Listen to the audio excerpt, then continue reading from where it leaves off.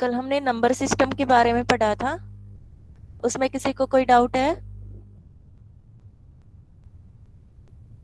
No ma'am. No conversion आ गया ma'am. सबको? Yes ma'am. ओके। अच्छा, हम नेक्स्ट चैप्टर स्टार्ट करते हैं, algorithm development.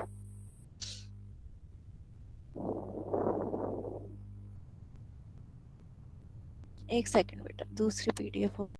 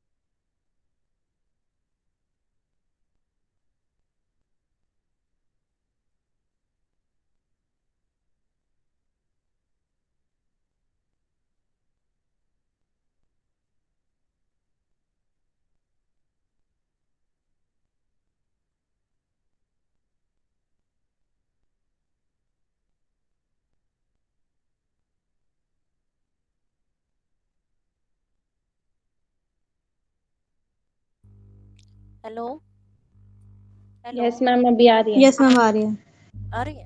Okay okay. PDF से हो रही है बेटा आपको? No ma'am. नहीं हो रही है? एक सेकंड रुको।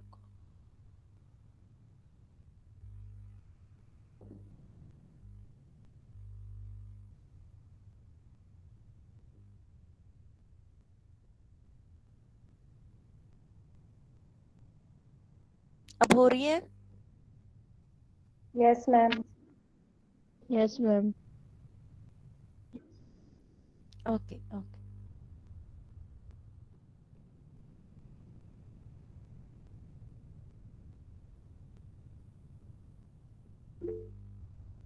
हाँ जी, नेक्स्ट चैप्टर है आपका एल्गोरिथम डेवलपमेंट। एल्गोरिथम हम क्यों बनाते हैं? सबसे इम्पोर्टेंट क्वेश्चन है, एग्जाम में पूछा जाता है आपसे कि एल्गोरिथम की क्या क्या स्टेजेस हैं। ठीक है, कोई भी प्रोग्राम हम डेवलप करते हैं तो उसमें हम क्या क्या स्टेजेस फॉलो करते हैं। प्रोग्राम क्या होता है, कोई बताएगा मुझे?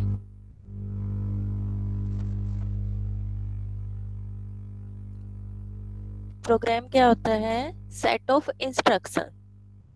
ठीक है, प्रोग्राम को हम कैसे डिफाइन कर सकते हैं? The program is defined as a sequence of set of instruction. ठीक है, उसको हम क्या बोलते हैं? प्रोग्राम। तो प्रोग्राम बनाते हुए हमें क्या करना होता है? डिफरेंट स्टेजेस को क्रॉस करना होता है। अब जैसे कोई प्रोग्राम है, प्रोग्राम हम क्यों बनाते हैं? किसी भी प्रॉब्लम को सॉल्व करने के लिए। ठीक है, जनरली कोई भी प्रॉब्लम ले लो आप, कैसे सॉल्व करते हो उसको? पहले अपने दिमाग में बनाते हो, आइडियाज बनाते हो कि पहले मैं ये करूंगा, फिर ये करूंगा, फिर ये करूंगा। ठीक है, बनाते हो ना ऐसे ही? Yes ma'am.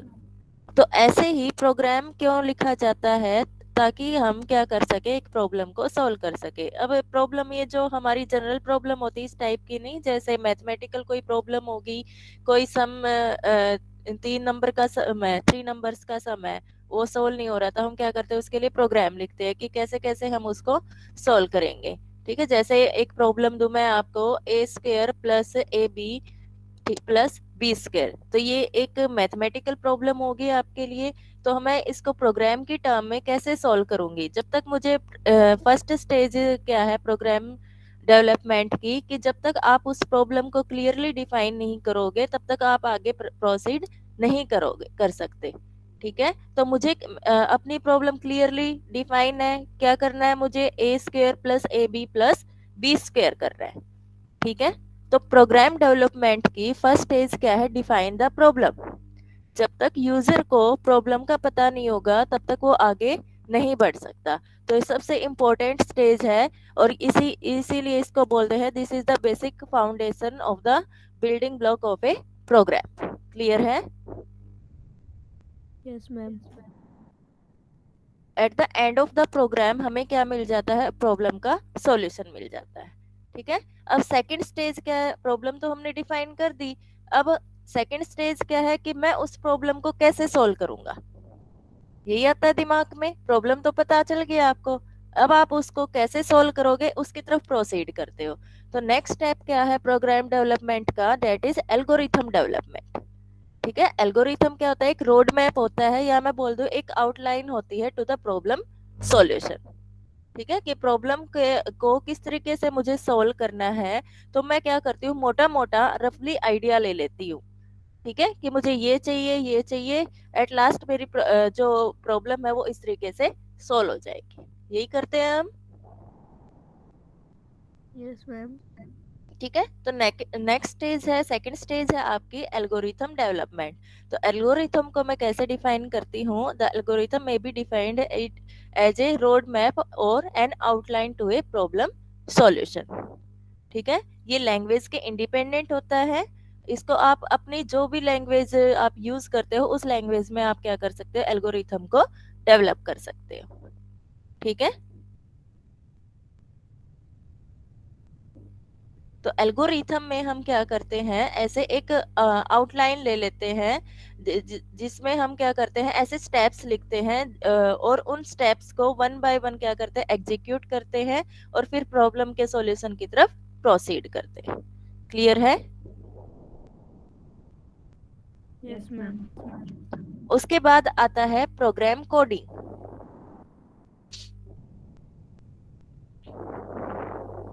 प्रोग्राम कोडिंग क्या होती है? अब जो कंप्यूटर है वो तो आपके उस एल्गोरिथम को तो समझ नहीं पाएगा। आपकी जो लैंग्वेज, आपने जो एल्गोरिथम लिखा वो तो अपनी लैंग्वेज में लिखा है।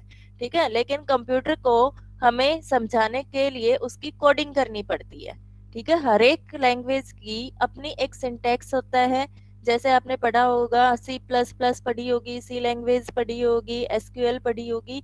तो हर एक लैंग्वेज का अपना क्या होता है? एक सिंटैक्स होता है। सिंटैक्स क्या होता है? जिसमें जैसे मतलब एक प्रॉपर फॉर्मेट होता है जिसमें हमें क्या करना होता है? प्रोग्राम की कोडिंग करनी होती है।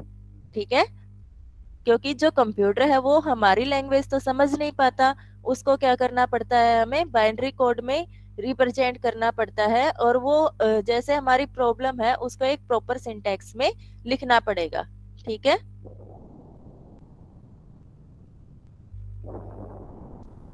समझ में आया प्रोग्राम कोडिंग का मतलब क्या होता है? जी मैम। ठीक है, हर एक लैंग्वेज के अपने कुछ रिजिड रूल्स होते हैं जिनको हम क्या कहते हैं, सिंटैक्स कहते हैं। कि सिंटैक्स का मतलब ये होता है कि हमें जैसे कुछ कोई वेरिएबल डिफाइन करना है, तो हर एक लैंग्वेज में उस वेरिएबल को डिफाइन करने का अलग अलग तरीका होता है, उसको हम क्या बोल देते हैं, सिंटैक्स बोलते हैं। ठीक है, जी मैम। फोर्थ स्टेप है आपका कंपाइलेशन, डिबगिंग एंड एग्जीक्यूशन। उसके बाद हम क्या करते हैं, प्रोग्राम की कोडिंग करने के बाद हम क्या करते हैं, प्रोग्राम को कंपाइल करते हैं।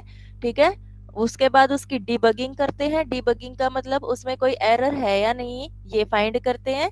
ठीक है, उस एरर को रिमूव करने के बाद हम क्या करते हैं, उस प्रोग्राम को एग्जीक्यूट करते हैं। क्लियर है? किसी भी प्रोग्राम यस के मैम। अंदर किसी भी प्रोग्राम के अंदर दो टाइप की एरर फाइंड होती हैं।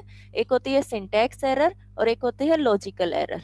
ठीक है, सिंटैक्स एरर मैंने आपको बताया कि हर एक लैंग्वेज का अपना एक सिंटैक्स होता है, जिसके टर्म में हमें क्या करना होता है, प्रोग्राम की कोडिंग करनी होती है।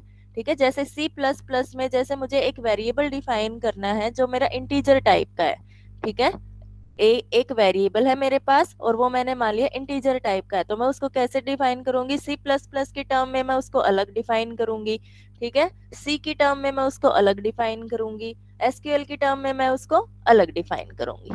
तो अगर हमने उस लैंग्वेज की जो रिजिड रूल है, सिंटैक्स है, उसको फॉलो नहीं किया तो हमें क्या मिलेगी, प्रोग्राम के अंदर सिंटैक्स एरर मिलेगी। क्लियर है? Yes, ma'am. उसके बाद सेकंड टाइप की जो एरर है वो क्या है, लॉजिकल एरर। कि प्रोग्राम के लॉजिक में तो कोई मिस्टेक नहीं है। ठीक है, ये चेक करते हैं हम, कहीं ओवरफ्लो की कंडीशन आई हुई हो, कहीं जैसे 1/0 वाली कंडीशन आई हुई हो, तो ये लॉजिकल एरर होती है इस टाइप की। ठीक है, 1/0 अनडिफाइन हो गया ना आपके पास, तो कहीं हमने इस टाइप की कंडीशन तो नहीं डाल रखी है, ये चेक करते हैं उसके अंदर। ठीक है, Yes, ma'am.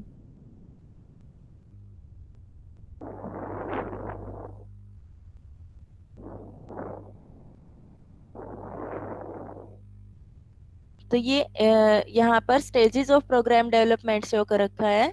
ठीक है, पहले हम क्या करते हैं, प्रोग्राम के कॉन्सेप्ट को समझते हैं, मीन्स प्रॉब्लम को समझते हैं।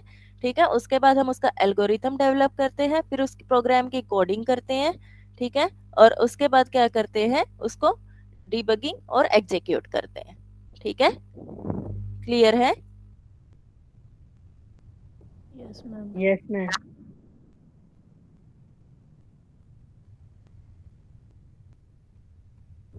उसके बाद आता है एल्गोरिथम। तो आपको पता चल ही गया क्या होता है एल्गोरिथम, क्या होता है बेटा एल्गोरिथम? एल्गोरिथम क्या होता है, एक रोड मैप होता है, या हम बोल दे ये क्या होता है, एक स्टेप बाय स्टेप सीक्वेंस होता है जिसको हम फॉलो करते हैं for finding the solution of a given problem. ठीक है, एल्गोरिथम में हम जिस ऑर्डर के अंदर अपनी स्टेटमेंट लिखेंगे, वो जो स्टेटमेंट है वो उसी ऑर्डर में क्या होती है, एग्जीक्यूट होती है। ठीक है, इसलिए इसको बोला गया है, it is a step by step sequence followed for finding the solution of a given problem. ठीक है, दूसरी डेफिनेशन क्या कहती है कि an algorithm may be defined as a sequence of precise and unambiguous instruction for solving a problem in a finite number of steps so as to produce the desired result. यहाँ पर क्या use किया गया है, precise and unambiguous. इसका मतलब क्या है, एल्गोरिथम में जो हम इंस्ट्रक्शन लिखेंगे वो क्या होनी चाहिए, आपकी क्लियरली डिफाइन होनी चाहिए, और उसमें अम्बिग्विटी की कोई भी कंडीशन नहीं होनी चाहिए। अम्बिग्विटी का मतलब क्या है कि जैसे 1/0 वाली कंडीशन जिसको हम एग्जीक्यूट कर ही ना सके, इस टाइप के उसमें इंस्ट्रक्शन नहीं होने चाहिए। ठीक है, क्लियर है? Yes, ma'am. उसके बाद आता है basic characteristics of an algorithm. First characteristic क्या है इसकी, इसमें इसके 6 इंपॉर्टेंट फीचर्स हैं। पहला जो फीचर है वो क्या है, इनपुट। एल्गोरिथम अगर हम डिफाइन कर रहे हैं, एल्गोरिथम हम लिख रहे हैं, तो उसमें क्या होना चाहिए, जो इनपुट है उसको हमें क्लियरली डिफाइन करना पड़ेगा। ठीक है, input should be clearly defined in algorithm. Input का मतलब हमें क्या रीड करना है वो हमें पता होना चाहिए। ठीक है, so an algorithm must specify the quantities which must be read, ठीक है, before the algorithm can begin. Okay, second क्या होनी चाहिए उसमें, फाइनाइटनेस होनी चाहिए। फाइनाइटनेस मींस जो इंस्ट्रक्शन हम लिख रहे हैं वो फाइनाइट नंबर ऑफ स्टेप्स के बाद क्या हो जानी चाहिए, टर्मिनेट हो जानी चाहिए। ठीक है, ये नहीं कि जो स्टेप्स है आपके वो इनफाइनाइट टाइम चलते ही जा रहे हैं। ठीक है, फाइनाइट नंबर ऑफ स्टेप्स होने चाहिए एल्गोरिथम में। क्लियर है बेटा? Yes, ma'am. थर्ड क्या है, डेफिनिटनेस। हर एक जो स्टेप है एल्गोरिथम का वो हमें क्या करना पड़ेगा, क्लियरली डिफाइन करना पड़ेगा। ठीक है, उसमें कोई भी अम्बिग्विटी की कंडीशन नहीं होनी चाहिए। अम्बिग्विटी की कंडीशन मैंने आपको बताई ना, बताओ। Yes, ma'am. डेफिनिटनेस होनी चाहिए। डेफिनिटनेस का मतलब क्या है कि हर एक स्टेप हमें क्या करना है, क्लियरली डिफाइन करना है। ठीक है, फिर क्या होनी चाहिए, इफेक्टिवनेस होनी चाहिए। इफेक्टिवनेस का मतलब हर एक जो स्टेप हम लिख रहे हैं, वो जो स्टेप हम लिख रहे हैं वो सारे के सारे क्या होने चाहिए, एग्जीक्यूटेबल होने चाहिए। ठीक है, ये नहीं कि कंप्यूटर उनको अंडरस्टैंड नहीं कर पा रहा है। क्लियर है?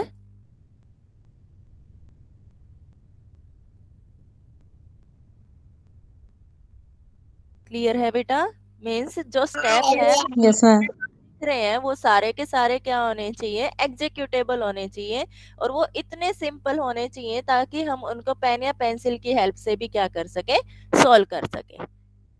ठीक है, उसके बाद टाइम रिक्वायरमेंट। एल्गोरिथम में कम से कम टाइम लगना चाहिए आपका। अगर आप एल्गोरिथम को रीड कर रहे हो, ठीक है, तो उसमें क्या होना चाहिए, कम से कम टाइम लगना चाहिए। हर एक स्टेप क्या होना चाहिए, फास्टली एग्जीक्यूटेबल होना चाहिए।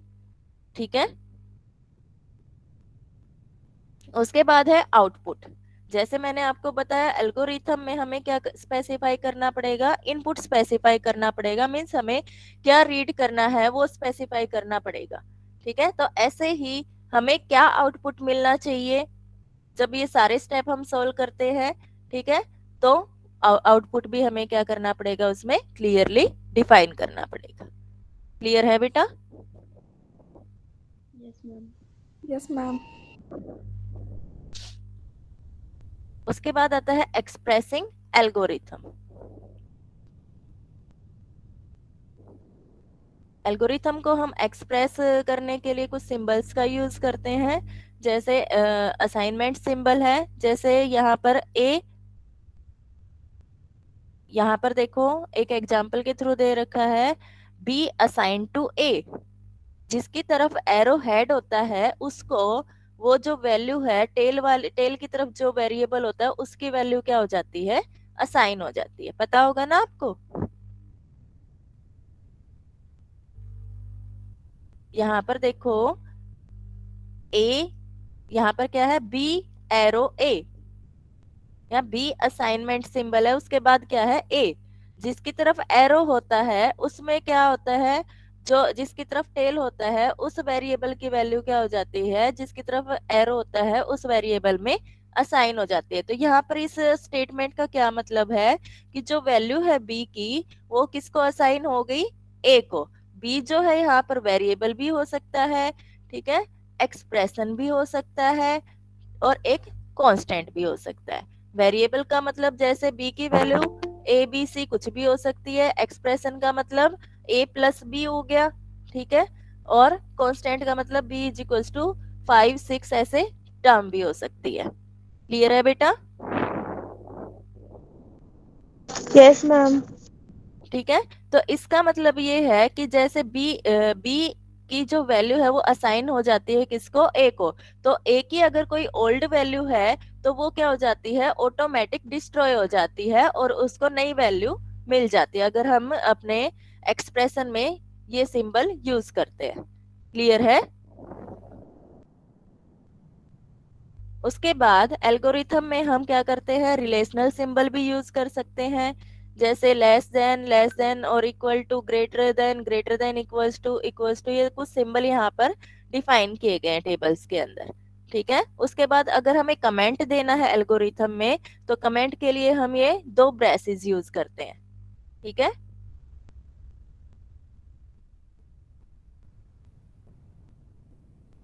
क्लियर है बेटा? Yes, ma'am. Yes, ma'am. जैसे यहाँ पर एक एग्जाम्पल दे रखा है बिगिन और उसके बाद ब्रैकेट में लिख दिया बिगिन, का मतलब क्या होता है कि हम एल्गोरिथम को स्टार्ट कर रहे हैं। ठीक है। तो ये कमेंट दे दिया हमने ब्रैकेट में ताकि हम उस एल्गोरिथम को जब भी कभी देखें तो हम क्या कर सके, इजीली उसको अंडरस्टैंड कर सके, इसलिए क्या किया जाता है, कमेंट दिए जाते हैं। ठीक है।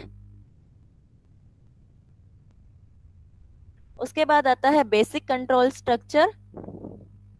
इसमें हम पढ़ते हैं 3 टाइप के कंट्रोल स्ट्रक्चर होते हैं आपके पास, सीक्वेंस, सिलेक्शन और तीसरा होता है रिपीटेशन और आइट्रेशन या लूपिंग बोल देते हैं हम।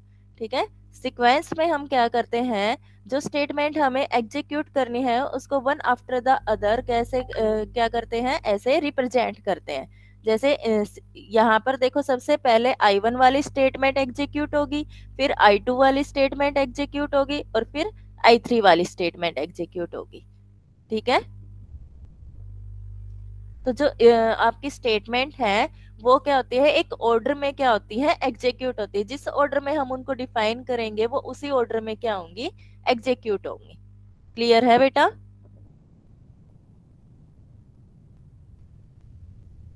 Hello? Yes, ma'am. Yes, ma'am.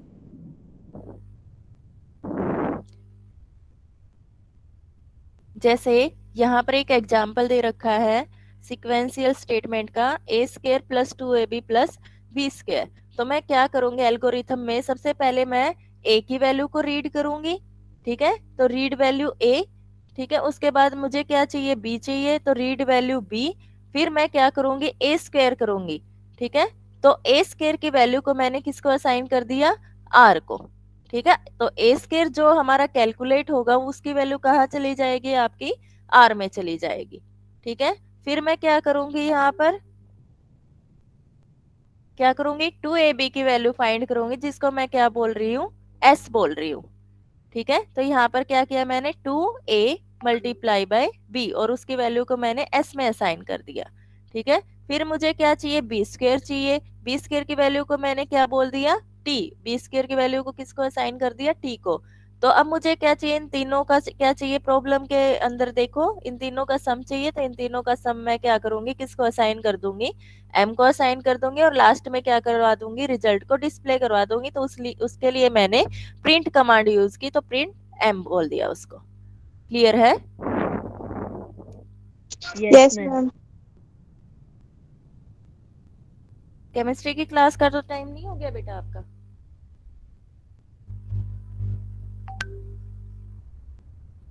Yes. उसके बाद आता है सिलेक्शन और ब्रांचिंग। सिलेक्शन में हम क्या करते हैं, कंडीशन को टेस्ट करते हैं। ठीक है। और अगर हमारी कंडीशन ट्रू है तो ट्रू वाली जो जितनी भी स्टेटमेंट है वो क्या हो जाएंगी, एग्जीक्यूट होगी। अगर हमारी कंडीशन फॉल्स है तो क्या होंगी,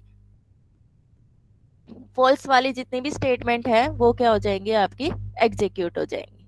ठीक है। जो सिलेक्शन है, सिलेक्शन यहाँ पर किसके ऊपर बेस्ड होता है, कंडीशन के ऊपर बेस्ड होता है। ठीक है। जैसे मैं यहाँ पर एक कंडीशन देती हूँ, इफ, कंडीशन मैंने दी एग्जाम्पल के तौर पे, if 5 is less than 7, condition true है आपकी? Yes, ma'am. Yes, ma'am. तो ट्रू है, इसका मतलब यस वाले जितने भी ब्लॉक हैं आपके, वन आफ्टर द अदर वो क्या हो जाएंगे, एग्जीक्यूट हो जाएंगे।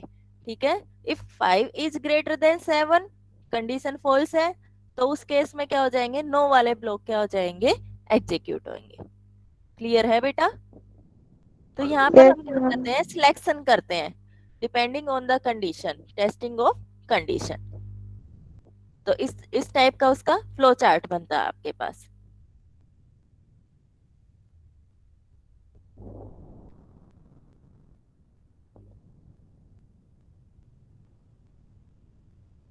ये तो आपका एग्जाम्पल था, ऊपर वाला जो एग्जाम्पल है आपका इफ एल्स ब्लॉक बोलते हैं इसको, ठीक है। इफ अगर कंडीशन ट्रू है, if 5 is less than 7 condition true है तो यस ब्लॉक एग्जीक्यूट हो जाएगा, अदरवाइज एल्स वाला ब्लॉक आपका एग्जीक्यूट होगा, ऐसे होगा इसमें, ठीक है। उसके बाद आता है स्विचिंग। स्विचिंग के अंदर हम क्या करते हैं, ऐसे एक कंडीशन के अंदर क्या करते हैं, बहुत सारे ऐसी केसेस को हम क्या करते हैं, डिस्कस करते हैं, बहुत सारी जो कंडीशन है उनको डिफाइन करते हैं। इसमें भी भाई इफ एल्स वाला ब्लॉक ही चलेगा, ठीक है।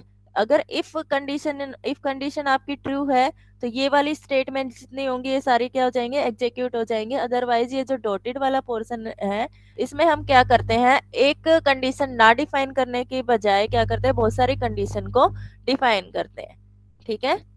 समझ में आया आपको डिफरेंस इसमें? यस ऊपर वाला जो मैंने आपको बताया वो simple if else block statement था, ठीक है। और ये क्या है, स्विचिंग। एक कंडीशन के अंदर हम क्या करते हैं, बहुत सारी कंडीशन को डिफाइन करते हैं, ठीक है। अगर ये कंडीशन ट्रू नहीं है तो ये कंडीशन ट्रू होगी, ये ट्रू नहीं है तो ये कंडीशन ट्रू होगी। तो इस टाइप से हम क्या करते हैं, इसमें चेक करते हैं, ओके। Yes, ma'am. जैसे एक एग्जाम्पल है यहाँ पर, मॉडुलस ऑफ एक्स का एग्जाम्पल दे रखा है, write an algorithm to obtain the absolute value of a number, ठीक है। जैसे एक्स मॉडुलस में है हमारा, ठीक है। इसके हमें एब्सोल्यूट वैल्यू फाइंड करनी है। आपको पता है मोड एक्स क्या होता है, पॉजिटिव वैल्यू होगी उसकी अगर एक्स की वैल्यू क्या ग्रेटर और इक्वल टू 0 है, नेगेटिव वैल्यू होगी कब, if x is less than 0। तो उसके लिए हम क्या करेंगे, सबसे पहले हमें क्या रीड करना है, एक्स को रीड करना है, ठीक है। सेकेंड स्टेप क्या है, हम कंडीशन चेक करते हैं, ठीक है। If x is greater than equal to 0 then require value क्या हो जाएगी आपकी, पॉजिटिव हो जाएगी। अगर आपकी कंडीशन हमने लिखी if x is greater than equals to 0 then x की क्या वैल्यू आनी चाहिए आपके पास, पॉजिटिव वैल्यू आनी Positive. चाहिए। एल्स अदरवाइज क्या आनी चाहिए आपकी, नेगेटिव वैल्यू आनी Negative. चाहिए। और फिर लास्ट में क्या करवा देंगे, प्रिंट एक्स या राइट एक्स, ठीक है बेटा। Yes, ma'am. उसके बाद आता है आइट्रेशन और रिपीटेशन और लूपिंग, ठीक है। इसमें हम क्या करते हैं, एक स्टेटमेंट को क्या करते हैं, बार बार रिपीट करते रहते हैं, ठीक है। जैसे एग्जांपल यहाँ पर दो टाइप के लूपिंग हम यूज करते हैं, एक होता है प्री टेस्टेड लूप, एक होता है आपके पास post tested loop. Pre tested loop में जो कंडीशन होती है उसको हम पहले चेक करते हैं, जैसे यहाँ पर, ठीक है। 3 टाइप के लूप होते हैं, वैसे तो टाइप 2 होते हैं, pre tested loop and post tested loop. Pre tested loop में कंडीशन आपकी पहले चेक होती है, पोस्ट टेस्टेड लूप में आपकी कंडीशन लास्ट में चेक होती है, ठीक है। पहले नंबर ऑफ स्टेटमेंट क्या होंगे आपकी, एग्जीक्यूट होंगी। अब प्री टेस्टेड लूप में 2 टाइप होंगे आपके, एक हो गया फॉर लूप और एक होता है व्हाइल डू लूप, ठीक है। और पोस्ट टेस्टेड लूप में आपका ये वाला स्ट्रक्चर आपका फॉलो होता है, ठीक है। तो प्री टेस्टेड लूप में देखो, पहले फॉर लूप की कंडीशन हम पढ़ लेते हैं। फॉर लूप का जो स्ट्रक्चर है, एल्गोरिथम है, वो हम इस टाइप से बनाते हैं। फॉर लूप के लिए हम क्या करते हैं, यहाँ पर जो ये क्या होता है आपका डायमंड बॉक्स होता है, इसमें हम क्या करते हैं, कंडीशन लिखते हैं, ठीक है। इसमें क्या करते हैं, आप कंडीशन लिखोगे कैसे, पहले आप स्टार्ट वैल्यू डिफाइन करोगे, ठीक है, कि हमें कहाँ से स्टार्ट करना है, फिर कहाँ स्टॉप करना है, और कितने स्टेप में हमें क्या करना है, एग्जीक्यूट करना है, ठीक है। स्टार्ट जैसे मैंने स्टार्ट वैल्यू दी i इक्वल्स टू 0, ठीक है। स्टॉप वैल्यू दी मैंने i इक्वल्स टू 5 पे आपका स्टॉप हो जाएगा। स्टेप साइज क्या दिया मैंने, i प्लस 1, यानी कि +1 के स्टेप से क्या होता जाएगा, इंक्रीमेंट होता जाएगा यहाँ पर, ठीक है। पहले i की वैल्यू 0 है, ठीक है। आपका स्टॉप प्रोग्राम स्टॉप कब हो जाएगा, जब i इक्वल्स टू 5 हो जाएगा। और स्टेप साइज मैंने दे दिया i+1, यानी कि एक एक स्टेप में आपका इंक्रीज होता जाएगा। जब आपका एक एक स्टेप में, जैसे पहले i की वैल्यू 0 है, फिर i की वैल्यू 1 होगी, फिर i की वैल्यू 2 होगी, फिर i की वैल्यू 3 होगी, i की वैल्यू 4 होगी और फिर i की वैल्यू 5 होगी। ठीक है, जैसे ही 5 होगी उसके बाद जैसे ही 6 होगी, 6 हमारा जो स्टॉप वैल्यू क्या थी 5, 6 होते ही क्या हो जाएगा, हमारा इस लूप से कंट्रोल क्या आ जाएगा, बाहर आ जाएगा। क्लियर है? Yes, ma'am.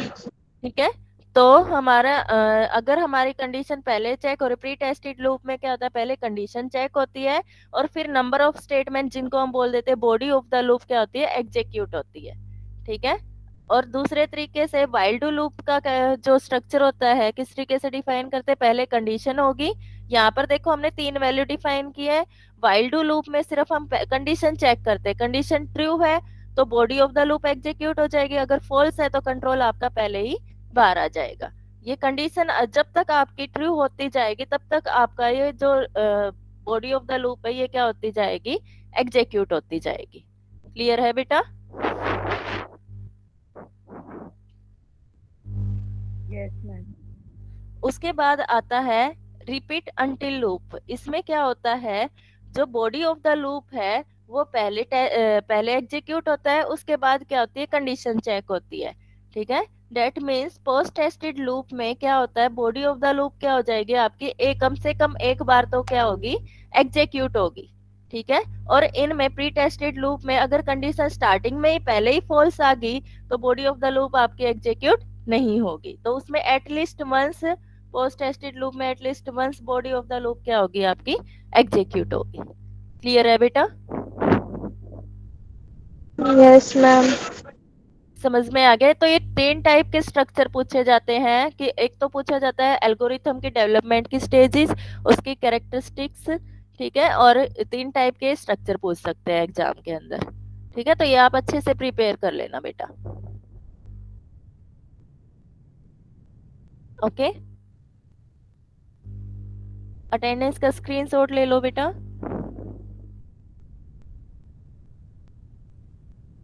ले रही हूँ मैम। ओके।